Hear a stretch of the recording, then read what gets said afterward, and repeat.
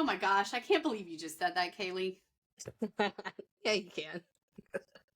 Welcome to The Stronger Thread, where we weave together stories of resilience, hope, and the unbreakable bond of sisterhood. We're your favorite sister duo, tracking life's curveballs one laugh at a time, complete with a side of pink ribbons and warrior spirit. We both danced with breast cancer, and let's not forget that stint with thyroid cancer and all of life's other wild adventures that is thrown our way. Each episode will share crazy stories, some invaluable tips, and of course, a lot of laughs as we navigate the ups and downs of life before and after cancer. So, whether you're facing a tough diagnosis or you just feel like you're hanging by a thread and need a little reminder that you've got the strength to overcome anything, we want you to know that you're not alone. Together, we'll discover that even the thinnest thread can be your strongest lifeline.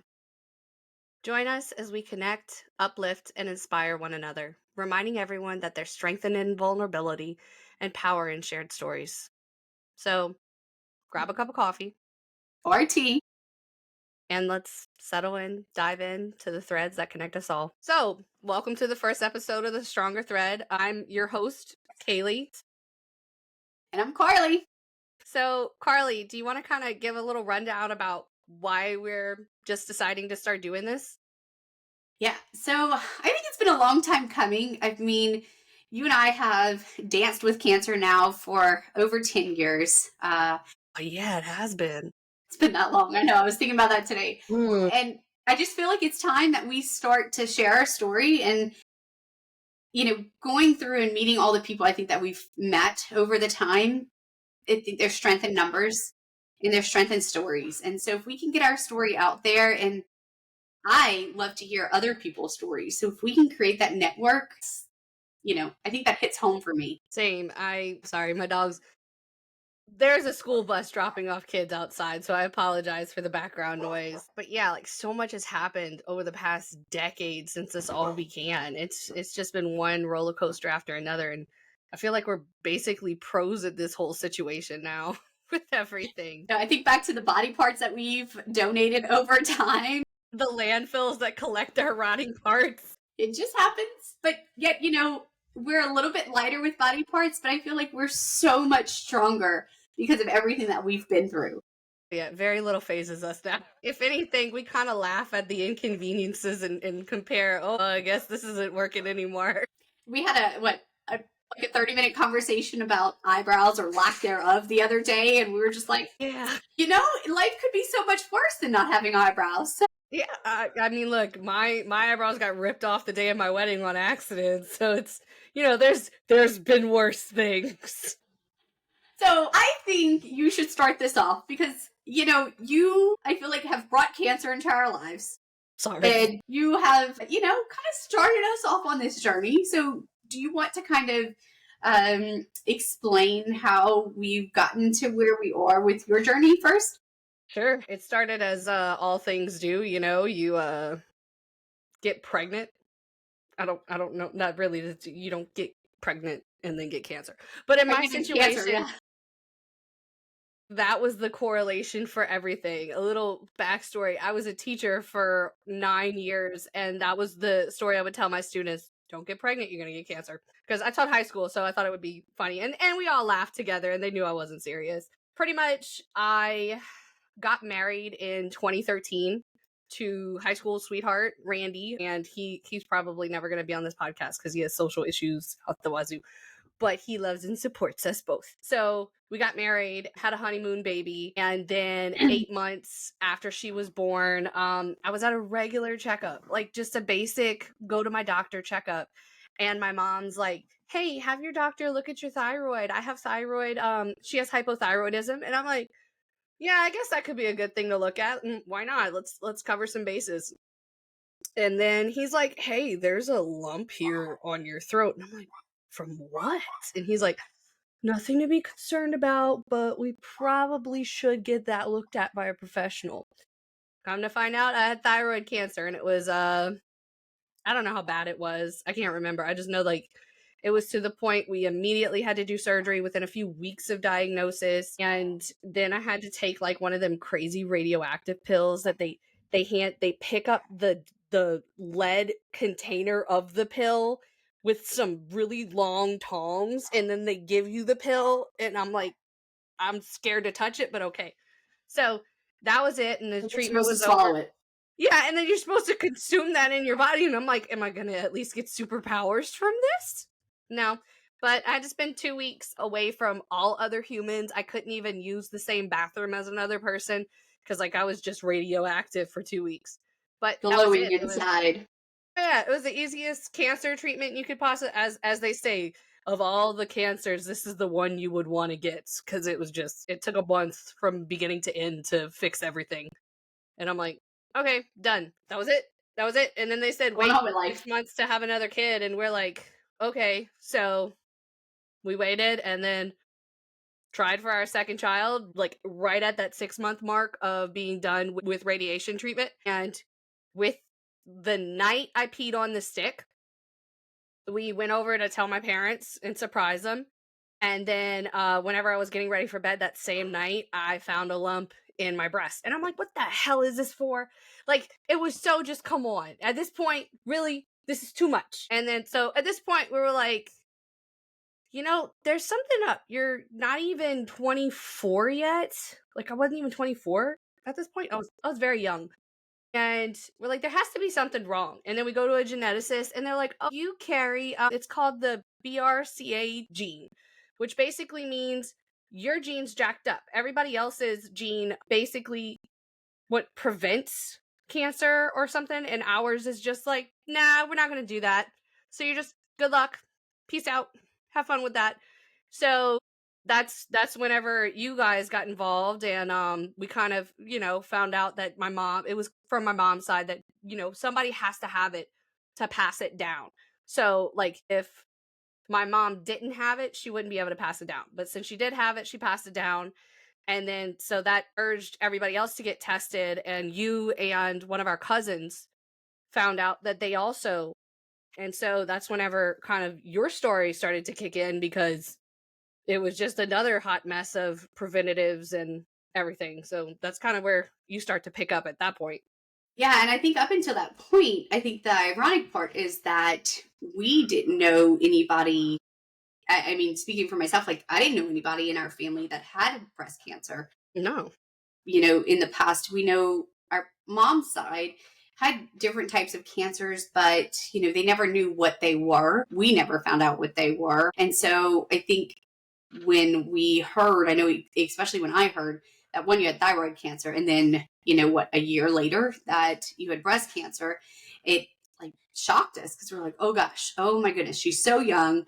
Like, do we need to stop everything and go see her because this is so serious? And it was very scary, just to hear that a family member, especially a close family member of mine, had been diagnosed with something so scary.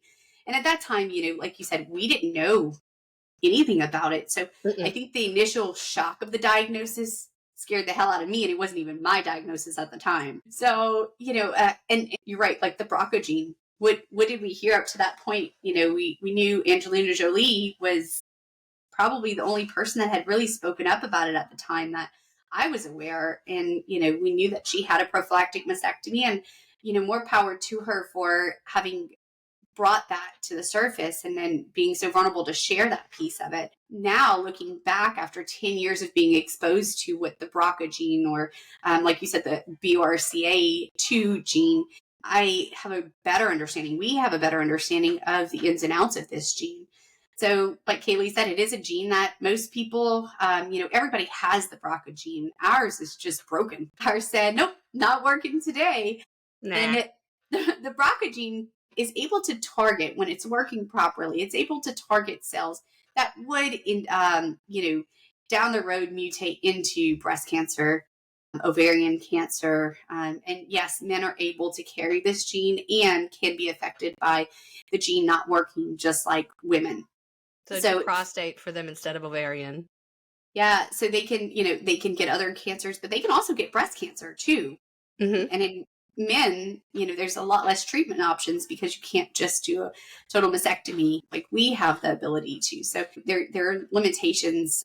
So if you have any family history of breast cancer, the BRCA testing now is so much more readily available that, we can do a whole podcast on this gene. But yeah, so just kind of going back to like the story of it. So I think Cae'ly leads the way, and she was able to show the grace of her going through not just one cancer, but 2 cancers. That was a hot mess. I was a hot mess. I just remember the caps and your big belly because you were still so pregnant while you were going through chemo. I looked terrifying. I was just big pregnant with the just bald head with just a little bit of the peach fuzz coming out. People were confused and horrified when I would go out in public. Wait, is she pregnant and decide to shave her head? I don't know. Is the tumor her stomach? It was bad. Yep. It was not a graceful pregnancy. So you went through, she waited till her second trimester. We'll go into treatment a little bit deeper, but she went through chemo, radiation, a mastectomy, a hysterectomy, check all the boxes. And thankfully you are right at 10 years now of being cancer free. Yes. No, 8 years, because it's how old my son is, because he was the one I was carrying. So I had him 2 weeks after I finished chemo, and then I had the single mastectomy 2 weeks after that, and then a year after that I did the rest of the mastectomy and reconstruction. So he's my timeline of, he just turned 8 in April, so that's how long I've been cancer free for. That's my time frame. Now I've been 9 years thyroid cancer free. We'll cross all body parts that are left. We'll take it. There's not much left to give at this point. We just got rid of it all. Yeah. Which we'll go into detail about all the surgeries in a very tasteful way, I'm sure. Yeah. So, when Cae'ly found out that she carried the BRCA gene, that's when, my husband and I kind of got involved in saying, okay, obviously there's something we need to look into. And I remember it was right around the beginning of December that I did the blood test for the BRCA gene, and it was Christmas Eve that I found out my results that I was BRCA, that my BRCA gene, I was BRCA2 positive. In which case it wasn't so scary anymore because, you just expected it. I saw what Cae'ly had gone through, and it led me to say, okay, this is what the journey can be. And it gave me a little bit more control. I'm such a control freak. Everybody that knows me knows that I like control. And so this journey has definitely taught me a lot about it. And it started as soon as I got diagnosed with the BRCA2 gene. And so Michael, my husband, and I made a plan that we knew we wanted to have kids. And with the help of doctors, to make the best educated decision we could, I started going through testing every 6 months, whether it be an MRI or a mammogram. I think I was, 28 at the time. Starting those routine preventative measures. And luckily we were able to get pregnant, have a girl and a boy in that order, just like Cae'ly. They were right at 18 months apart. I got to breastfeed both kids at 6 months before we started trying for our next kid. And very similar to Cae'ly is we have found that pregnancy has increased our estrogen levels, which in turn is why our cancer decided to manifest at the time it did, because they were triggered by our pregnancies. So 6 months after I had my son and we were done breastfeeding, and during this entire process, I had continued my every 6 month checkups, and nothing had manifested on any of the tests that I had done. So I went in for my prophylactic mastectomy.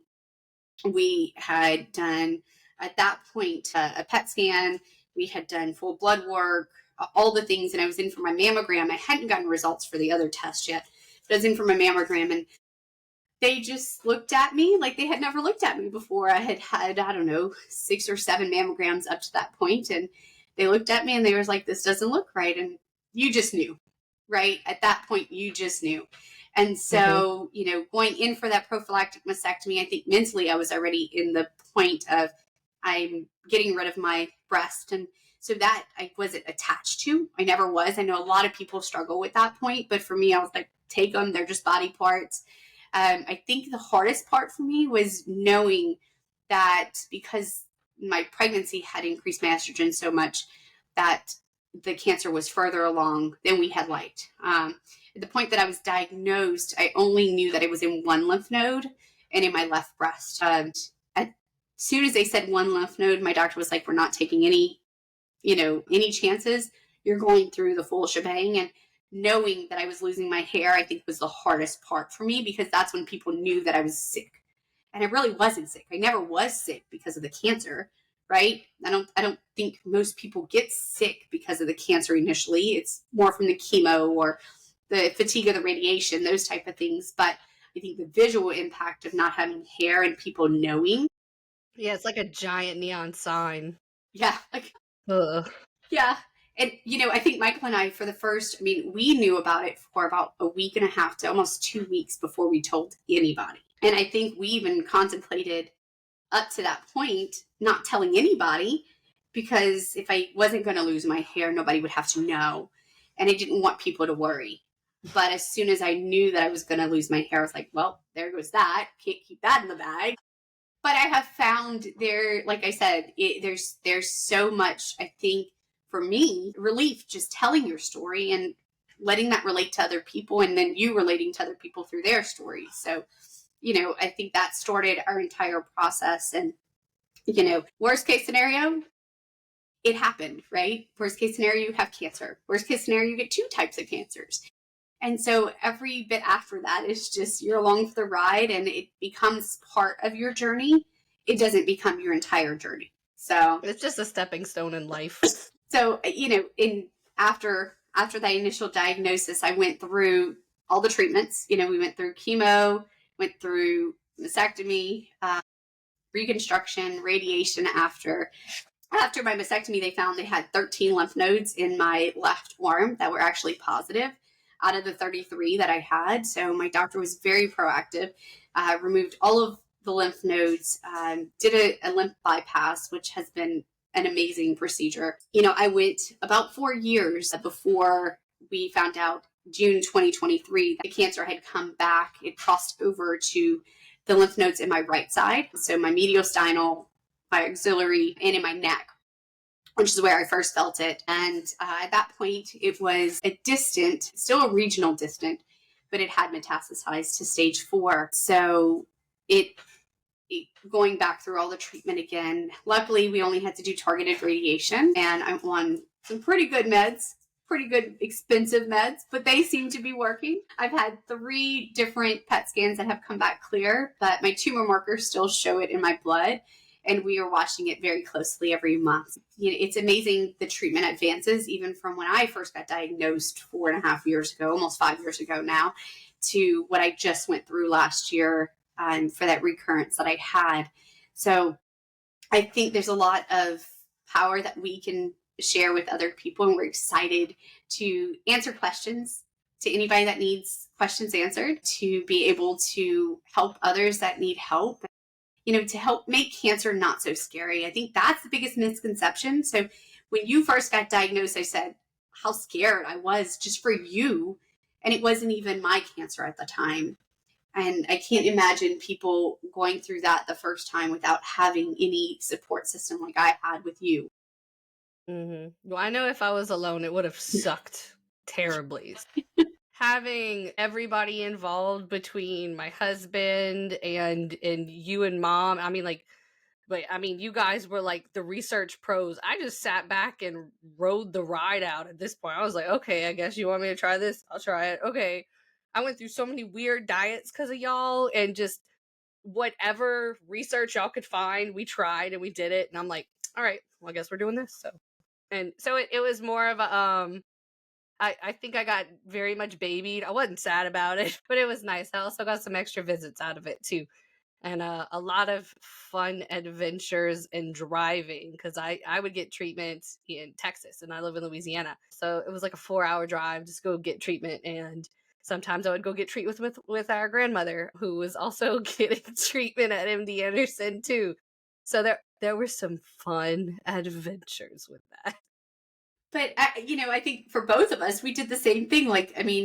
I was going, and I still get treatment in Gainesville, and I live an hour and 45 minutes away from there. So I think just making it an adventure, once you get over the initial shock, it's the process of grief, right? You're going through all the stages of grief.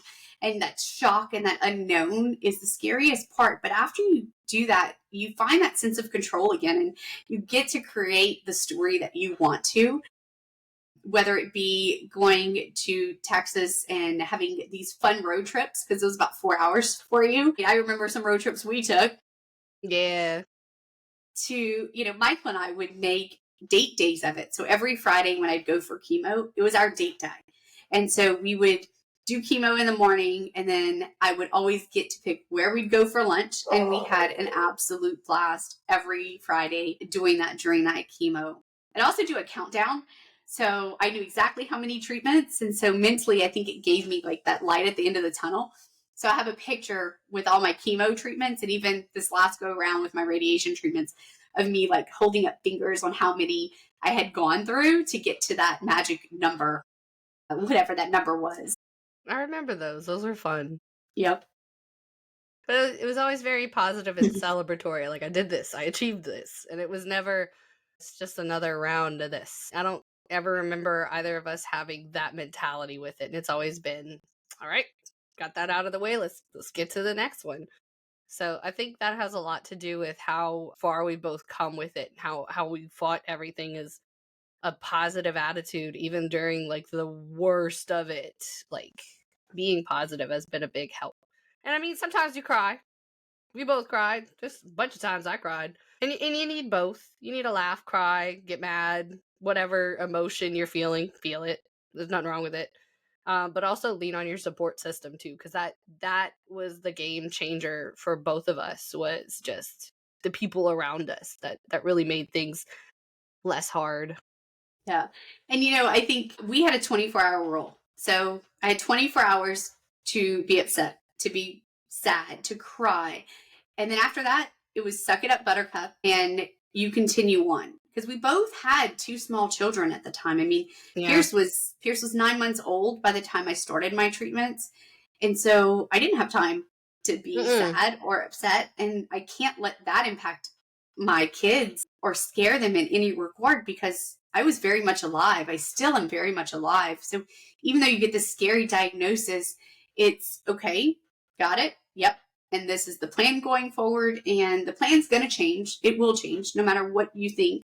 My favorite saying is make a plan and watch God laugh, because his plan always far exceeds our plan. And so to find your new norm, I think, is very important. So when you first get diagnosed, your entire world seems like it just stops and it changes instantly. But your new norm is going to be different. But who's to say that new norm can't be better? Who's to say that new norm can't be an exciting adventure? And who's to say that this chapter is going to last forever? Because it's not.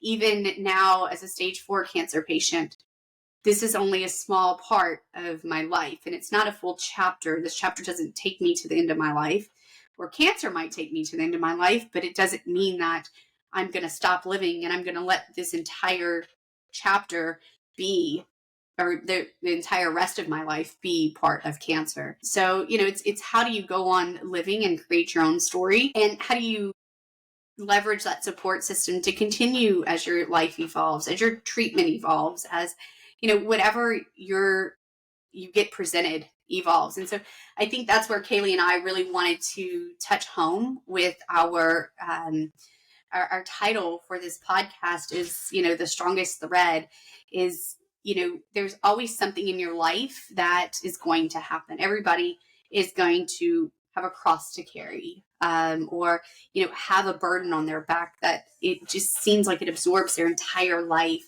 But how do you look at all the other threads that your life has woven over time and rely on those during the hardest times, to make sure you have that support system, or to make sure you have the right doctors in place, the right treatment plan in place, the right health and diet in place. All of these pieces come together while you're going through some pretty horrible stuff. But that pretty horrible stuff can only make you stronger if you allow it to. Yeah, you get knocked down, you just got to get back up again. Which, I mean, honestly, me 10 years ago and me now are very different people. Like, I don't know about you, but I just, looking back, the way I think, the way I act, it's a much more confident and stronger person. Ironically, I have way more anxiety from everything, but I also am able to keep a cool head in extreme situations, unless I'm by myself, and then I have my own issues. But like as a mom and as a wife and just as an adult in general, I've grown and I'm not phased by much at this point, bad news wise, because it's just okay.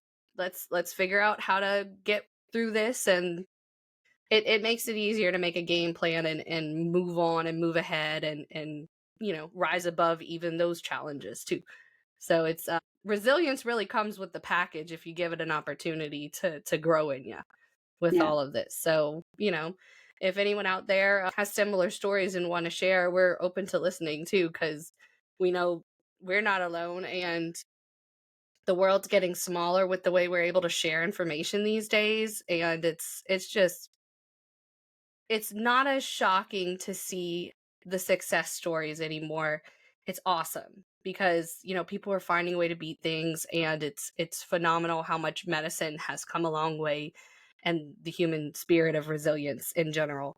So it's great to see how we're all connected through things and hardships, and just kind of what motivates us to keep going through it all too, cuz I know it's a lot easier to give up and just let the bad run you over, but if you keep fighting, there's a lot of good at the end of that tunnel. A whole lot of good. Oh my gosh. Yeah. Cancer has Mhm. been like such a blessing in my life. And I know that sounds so backwards, but it truly is. When I look back and I'm like, my life before cancer, I was always trying to focus on work, climbing the ladder, seeing what was the next best thing. And, I knew that there was an order in life: get married, have a great job, have kids. Like, that's how life progressed in my mind before cancer. And now I'm like, oh my gosh, like, it it's if you keep life simple, it's amazing what can happen. I think cancer has simplified life for me. It has taught me to be so grateful for the time that we're given, and so don't sweat the small stuff, like you were saying. It's amazing how much you let small stuff impact your everyday life, when at the end of the day it really doesn't matter. And so just kind of breathing through the small stuff and accepting it for what it is, but also like truly being present for not only yourself, but for your kids, your family. I think that has been such a blessing that cancer has taught me, and to be grateful every single day that I get to wake up in the morning and just say, thank you.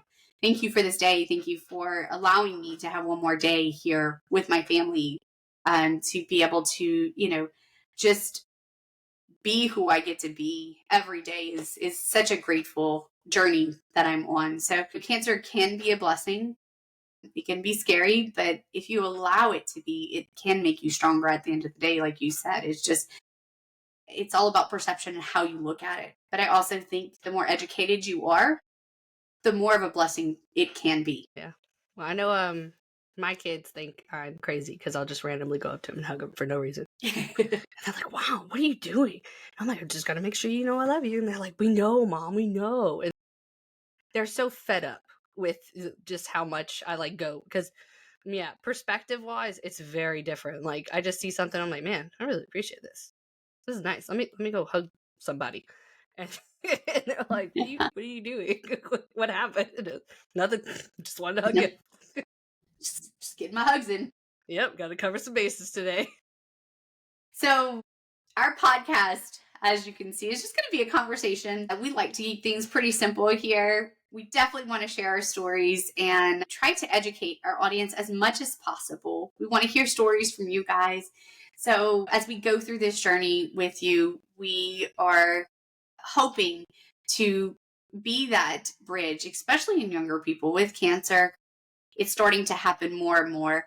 We want to be able to share stories of resilience. We want to be able to share stories of sadness and how it's been overcome. So feel free to join us at any point, and we hope that we can make a difference in your lives as much as cancer has made a difference in ours.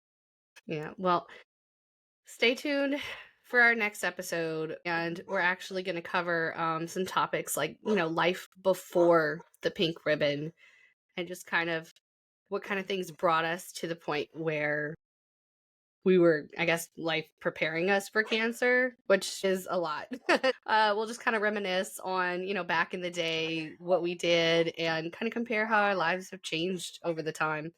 And you're also going to hear a lot of dogs barking on both ends because we have animals and they don't respect them, kind of quiet. That's okay. We work in the vet field, so, that's part of life. Oh yeah. Well, thank you for joining us, and we can't wait to hear your own stories and share everything with us. Can't wait to find out what your strongest thread is. Till then, see you later.